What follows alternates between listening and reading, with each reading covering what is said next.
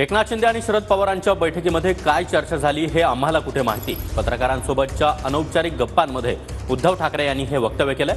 पवारांनी आतापर्यंत अदानींबाबत आपली भूमिका स्पष्ट केली नसल्याचं देखील उद्धव ठाकरे यांनी म्हटलंय।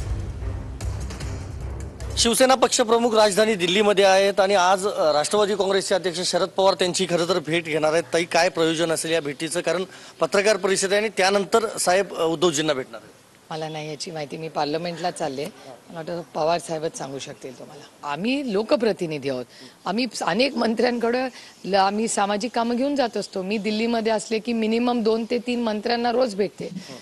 म्हणजे काय तो अजेंडा नसतो, आम्ही लोकप्रतिनिधी आहोत, लोकातून निवडून आलेले आहोत। उद्धवजी हे अतिशय एक सुसंस्कृत नेते आहेत आणि सातत्याने एकत्र काम करत असताना आम्हाला इतका म्हणजे असं अतिशय चांगल्या वातावरणात आम्ही सगळ्यांनी एक कुटुंब म्हणून म्हणजे उद्धवजींवर काम करताना असं कधीच दडपण आलं नाही की अरे एवढा मोठा नेता आहे किंवा काय। असं हसत खेळत एक अतिशय चांगल्या विश्वासाच्या नात्याने उद्धवजींवर आम्हाला सगळ्यांनाच काम करायची संधी मिळाली।